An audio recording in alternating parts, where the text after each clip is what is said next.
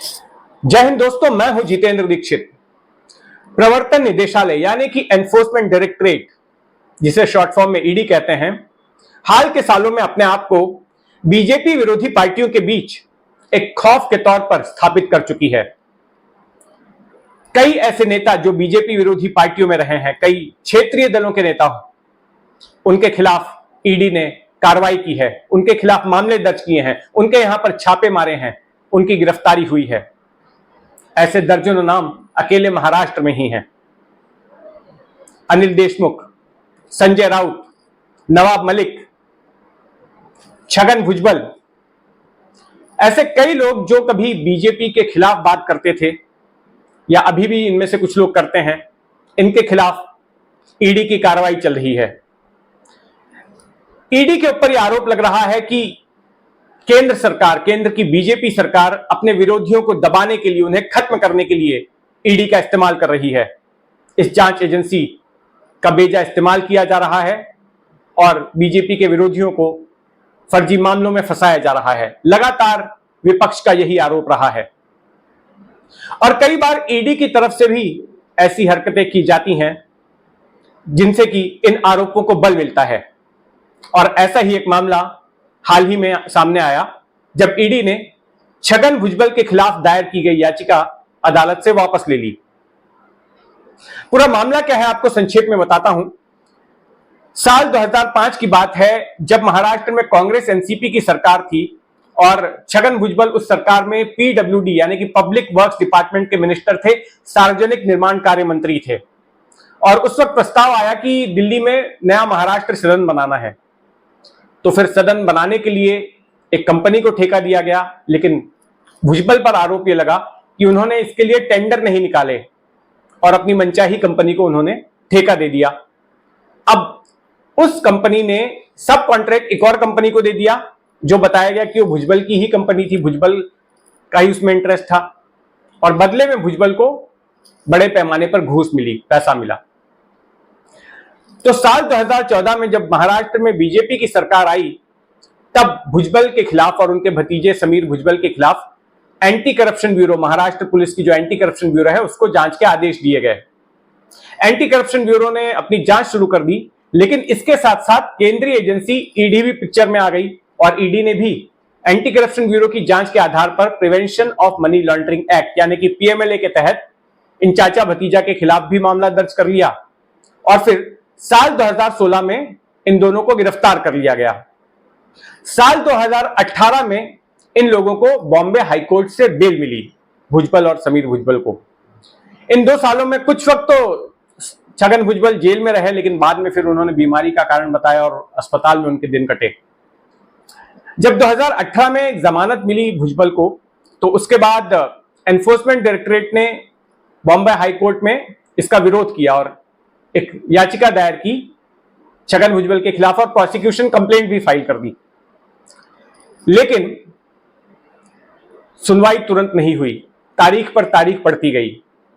लेकिन हाल ही में हुआ ये कि जब कुछ चंद हफ्तों पहले जब तारीख पड़ी, तो उसमें एनफोर्समेंट डायरेक्टरेट के वकील ने यह कहकर सबको चौंका दिया कि भुजबल के खिलाफ हमने जो याचिका दायर की थी उसकी तो फाइल ही नहीं मिल रही है, फाइल गुम हो गई है और इसलिए हम ये मामले को वापस लेते हैं।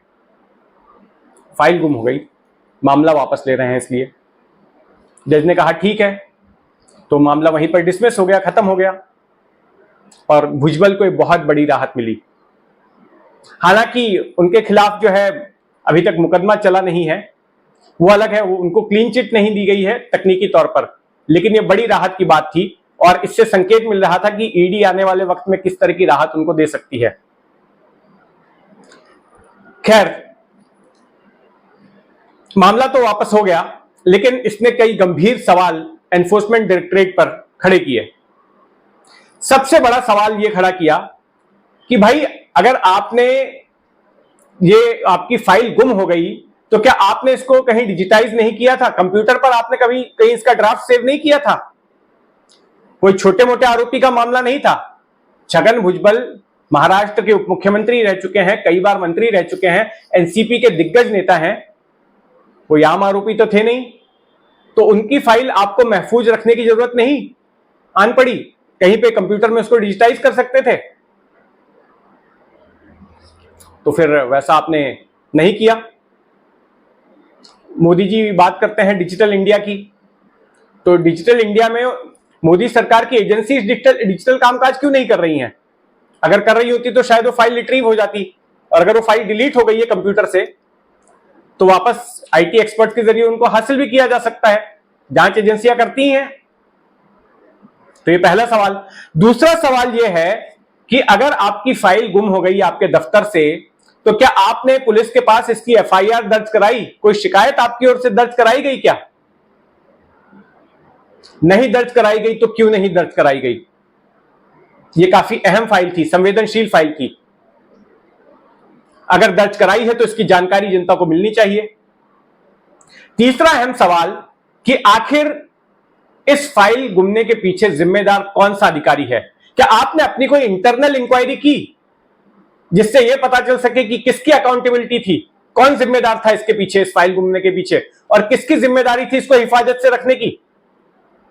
अगर ऐसी कोई इंक्वायरी की है और ऐसा कोई अधिकारी आपकी नजर में आया है जिसकी लापरवाही की वजह से यह फाइल गुमी है, तो उसको सार्वजनिक करना चाहिए आपको। चौथा अहम सवाल यह है कि आपने कोर्ट से समय क्यों नहीं मांगा?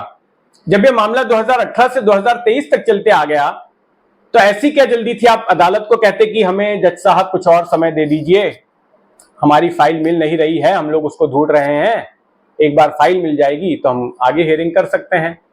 और अदालत आमतौर पर समय देती ही है, तो समय दिया जा सकता था।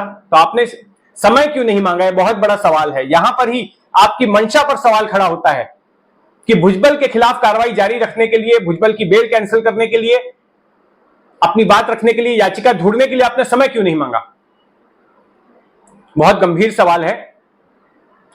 पांचवा सवाल यह है कि आपकी लिस्ट में तो अभी और भी बहुत सारे आरोपी हैं जो राजनेता हैं, और ऐसे राजनेता हैं जो पहले इधर थे अब इधर आ गए। प्रफुल्ल पटेल, प्रताप सरनाईक शिवसेना के विधायक, भावना गवली शिवसेना की सांसद, और भी नाम हैं।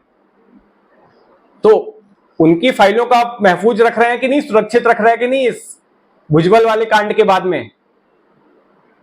या फिर कल को इनकी भी फाइल गुम हो जाएगी? फिर आरोप यही लगने वाला है कि इन्होंने बीजेपी का साथ दिया, साथ में सरकार के आ गए, और इसलिए इनकी भी फाइल गुम हो गई, इनको भी राहत मिल गई। तो एनफोर्समेंट डायरेक्टरेट के ऊपर वैसे तो आरोप लग ही रहे थे, लेकिन इस जैसी घटनाओं की वजह से एनफोर्समेंट डायरेक्टरेट को क्या लगता है कि जनता को टेकन फॉर ग्रांटेड लिया जा सकता है इस तरह से कि आप कुछ भी करेंगे और जनता सवाल नहीं पूछेगी? जनता को जानने का अधिकार है कि अगर इस तरह से एक सरकारी एजेंसी, सरकारी जांच एजेंसी के दफ्तर से फाइल गुम होती है और फिर आरोपी के खिलाफ का मामला वापस लिया जाता है, तो यह बेहद गंभीर बात है। तो दोस्तों, अब भुजबल की तो नैया लगभग पार नजर आ रही है, लेकिन बाकी आरोपियों का क्या होगा उस पर हमारी नजर बनी रहेगी, और आप भी अपनी नजर बनाए रखें। ये खबर आपको कैसी लगी उस पर अपनी टिप्पणी जरूर दें, अपनी राय जरूर दें, मुझे इंतजार रहेगा। और अगर आपने अब तक इस चैनल को सब्सक्राइब नहीं किया है तो सब्सक्राइब कर लें। जय हिंद।